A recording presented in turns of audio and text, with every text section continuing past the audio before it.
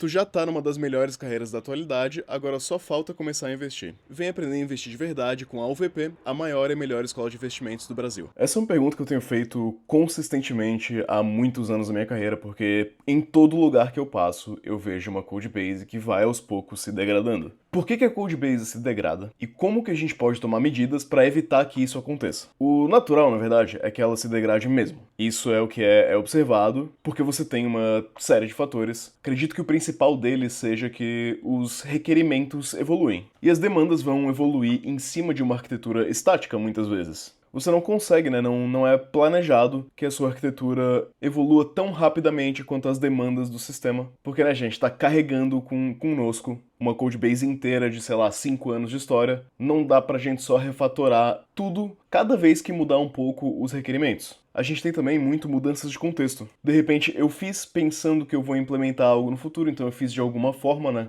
Vamos supor, eu comecei a codebase dando prioridade para funções puras, quis implementar um negócio mais funcional, e de repente a próxima pessoa que chegou na codebase não tinha esse contexto, não tinha esse conhecimento, isso não estava documentado em nenhum lugar, e a pessoa foi para um lado muito mais orientação a objetos, que era o que ela sabia fazer. Meio que não dá pra culpar ninguém, né? Quem que você vai culpar? A pessoa que começou a codebase de uma maneira e não documentou, não explicou para as próximas, a pessoa que pegou uma codebase e trabalhou da melhor maneira que ela conseguia, é difícil. Um dos fatores terríveis que aí você consegue ver a codebase degradando muito rápido é apagar incêndio. Você precisa fazer um hotfix, você não tem tempo para fazer um fix decente, então você sobe qualquer coisa para corrigir o problema e joga a bola para frente, né? Leva nas coxas, empurrando o problema mais para frente. E você tem edge cases não previstos, né? De repente você fez a sua arquitetura, você estruturou a sua base de código de maneira que você pensava que tinha visto todos os problemas que iam aparecer, mas surgiram problemas novos não previstos. E aí a gente tem que fazer aquela gambiarrinha para nos adequar àqueles problemas novos. E essa gambiarrinha começa a degradar a codebase. É assim que começa. E quando a codebase começa a degradar, quando você tá apagando incêndio toda sprint e você parece que tá toda sprint atrasado, o problema vai se agravando até você chegar num momento que nada é feito, que ao longo de uma sprint tudo que você consegue fazer é corrigir 2 bugs e implementar meia feature, e aí surge a necessidade de criar uma codebase do zero, uma V2 do zero para tentar corrigir isso. E logicamente, né, por algum momento essa V2 vai funcionar, até que a V2 passe a ser antiga e apresente todos esses mesmos problemas. Você vai perceber que a sua codebase está degradando quando alguns sinais aparecerem. Você e a sua equipe estão sempre atrasados, nenhum prazo nunca é cumprido, tudo está demorando mais do que o esperado. A velocidade cai, a velocidade para tudo, a velocidade para aprovar por request, a velocidade para criar coisas novas na codebase. Parece que a codebase não evolui. Testes deixam de ser confiáveis porque o que vai acontecer, né? Para tentar compensar pela perda de velocidade, a equipe vai começar a negligenciar um pouco testes. Você vai ter testes que de repente são mais flaky, testes que não testam integração, mais testes unitários, de repente menos testes de integração. Uma codebase muito complexa é uma codebase muito difícil de testar. Então a suite de testes vai aos poucos sendo abandonada e negligenciada. Você vai ter monolitos distribuídos e classes super-homem, né? O código vão ter hotspots que fazem tudo, uma classe que faz absolutamente tudo, porque a gente foi só empilhando coisas ali naquela parte de código que a gente sabia rodar, que a gente sabia instanciar. Então você tem uma classe que chama absolutamente tudo. A classe orquestra tudo e manda em todo mundo. E por último você vai ter os devs Gandalf do código, né? Quem que é o Gandalf? É aquele cara que tá na empresa há 10 anos e é a única pessoa que sabe como tal coisa funciona. Nota, o Gandalf ele é extremamente valioso, tá? Você não quer demitir o seu Gandalf. Mas ele é sintoma de um problema. É sintoma de um código que não pode ser modificado facilmente. Ele agrega consigo, né, todo o conhecimento necessário para continuar evoluindo a codebase extremamente caótica. Quais estratégias, então, que eu tenho visto, que eu tenho conversado com pessoas de empresas para adotar pra gente dar uma pausa nessa degradação? A primeira estratégia, isso é bem interessante, me foi apresentada nesse livro aqui, Principles of Product Development Flow. Não tem em português, infelizmente. Que é você nunca alocar 100% do tempo da equipe. Isso aqui é óbvio para todo mundo que já trabalhou na vida, que no meio da sprint, óbvio, você sempre tá em sprint. Não existe nenhum momento na vida em que você não tá numa sprint. Quando uma sprint acaba, começa outra. Quando que vão surgir bugs críticos e imprevistos? No meio da sprint. Quando que o deploy vai falhar? No meio da sprint. Se você alocou 100% do tempo da sua equipe para desenvolver tasks novas ou resolver bugs que você sabe que existe, bom, vão surgir bugs que você não sabe que existe que não vão ter tempo para ser executados. E aí, bom, como é que você gastou 100% do seu recurso, como que você faz para corrigir um problema, já que você não tem mais recurso, você emite dívida técnica. Você faz a gambiarra que é rápida de implementar para você ter tempo para corrigir os bugs. Então a estratégia aqui, né, ao invés de alocar 100% do tempo, você aloca ali na faixa de 80% do tempo. Os outros 20 vão ser para bug fixes e para refaturações, para melhorias daquilo que já existe. A regra do escoteiro, essa aqui é uma regra que tem que ser seguida e tem que ser enforçada durante os pull requests. Você não pode pegar um código e deixar ele pior do que ele estava antes, ele sempre tem que estar igual ou melhor. Na regra do escoteiro se refere ao fato dos escoteiros não deixarem lixo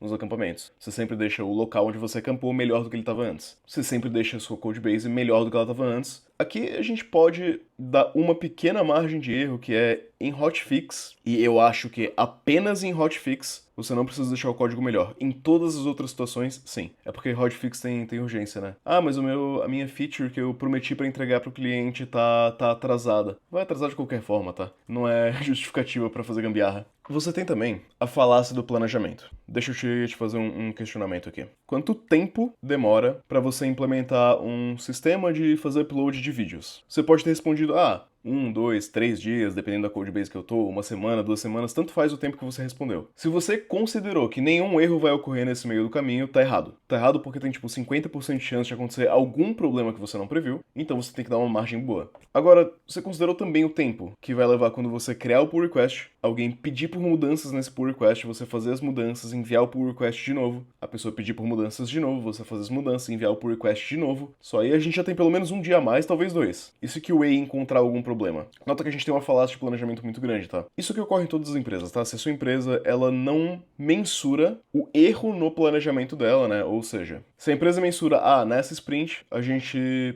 planejou entregar 40 story points, a gente entregou 30. Sprint passada a gente planejou entregar 40, entregou 30. Outra sprint a gente planejou entregar 40, entregou 30. Cara, a sua empresa está vivendo num mundo que não é real. Se ela não mensura esses números, essas métricas, ela não faz a menor ideia do quanto que ela consegue produzir em determinado número de tempo. E ela não faz a menor das menores ideias de quando uma feature sequer vai estar pronta, porque ela nem consegue saber o que vai ser executado numa semana. E assim, eu sou um cara que diz que estimativas costumam não funcionar muito bem. Agora, se você está estimando e você não está mensurando o erro na sua estimativa, aí não faz o menor sentido. Essas são estratégias a nível de projeto, a nível organizacional. A gente pode ter estratégias a nível de código também. Quer dizer, código e meio organizacional também, né? Porque algo que é muito legal é você ter code owners. Você pode ter pessoas que são responsáveis por um determinado módulo, por um determinado conjunto de responsabilidades. E essa pessoa precisa documentar todas as partes externas desse módulo, né? Quais são as APIs, quais são as partes que conectam com outro módulo, como que ele funciona. E priorizar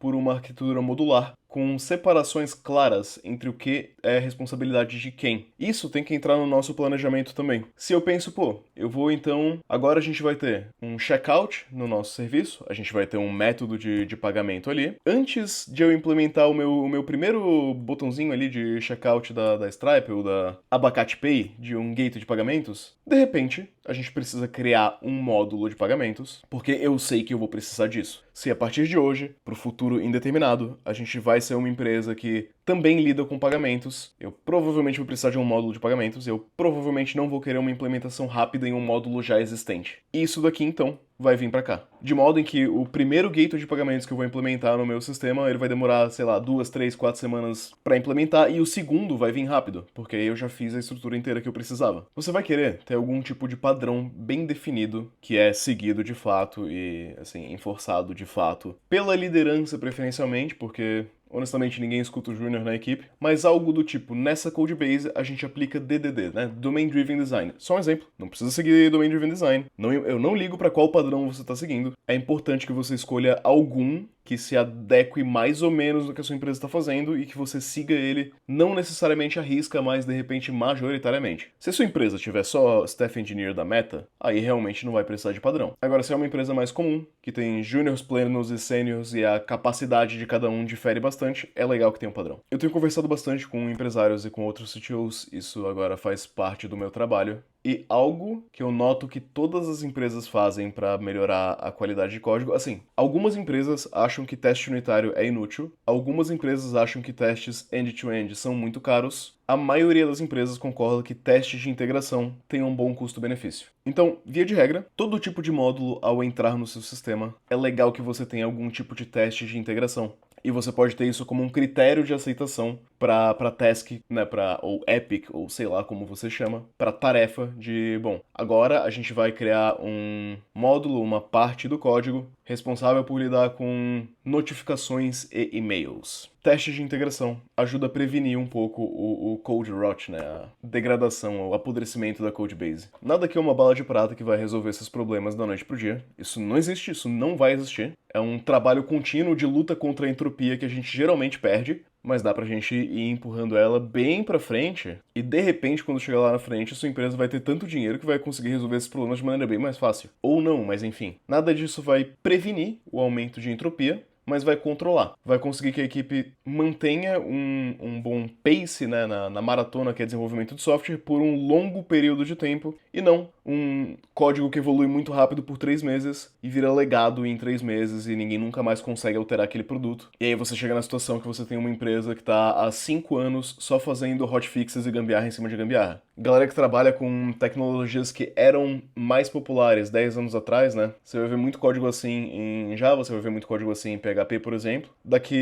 Na verdade, você já tá vendo muito código assim em Python também. Daqui a um tempinho você vai ver código assim em Next.js, por exemplo, e assim é a vida. As pessoas não necessariamente odeiam Java, elas odeiam trabalhar em codebase de Java que começou 10 anos atrás e cresceu de maneira desorganizada. E eu acredito que essas são as coisas que mais vão agregar aqui. A maior parte disso é organizacional e não necessariamente de código. É um entendimento que a equipe tem uma certa capacidade e se você está utilizando 100% da capacidade, você está criando dívida. Não tem como. A falta de planejamento, na verdade, é se você está basicamente planejando, não, a gente vai deixar a entropia crescer indefinidamente, certo? Ao não planejar para o crescimento saudável de uma codebase, você está efetivamente dizendo que tanto faz, a gente vai deixar a entropia crescer e já era. Além dessas coisas mais importantes, tá? A gente pode pontuar algumas coisas aqui que vão ajudar também. Essas vieram primeiro porque eu acho que são as principais. Algumas empresas fazem espécies de... Na verdade, algumas fazem o tal do code freeze, né? Que é a gente vai parar de fazer código, a gente vai testar o sistema por um tempo.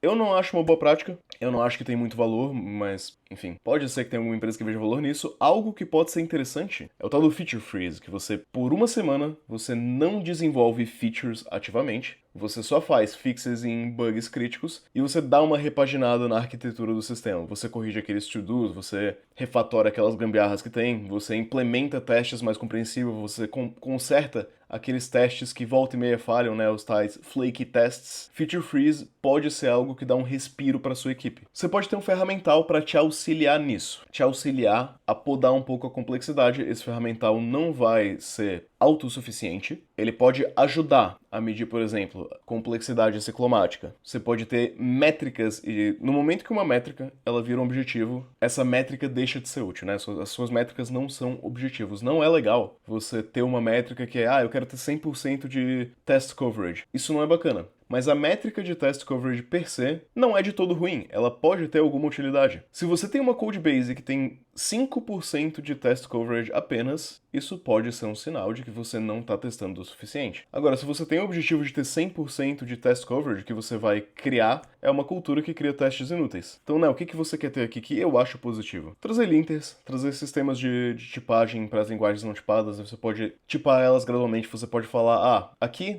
nessa codebase de TypeScript, usar N é proibido. Ou então você tem que explicitamente anotar, né, colocar um comentário em cima explicando por que aqui precisa ser usado N. Eu acho positivo essas regras. Na empresa que eu trabalho, a gente enforça tudo isso, tá? O código não builda se ele não passar das regras ali. Né, você tem ferramentas que analisam estaticamente o código para ver cobertura de testes, como eu falei, complexidade ciclomática. Esse tipo de coisa pode ser interessante. Documentação, óbvio, é importante. Algo interessante que você pode fazer também é utilizar testes como documentação, né? O título do teste é, esse teste garante que um usuário não pode criar mais do que 4 produtos. Pronto, você enforçou uma regra de negócio e ela está documentada via teste. Claro, é legal que esteja documentado em alguma documentação oficial da empresa, afinal é uma regra de negócios, mas se ela estiver enforçada via testes também, a gente tem uma certa garantia de que o código está de fato implementando essa regra. É legal você ter ADRs e documentos ou coisas que explicam a tomada de decisão, né? Por que algo foi feito de tal maneira? O problema de documentação que existe fora do código é que às vezes o código muda e a documentação não. Mas é melhor ter do que não ter nada. Dependendo do tipo de decisão, eu acho que vale até que ela seja feita via comentário. comentário. Se você cria um módulo que faz alguma coisa de uma maneira meio estranha, você pode ter ali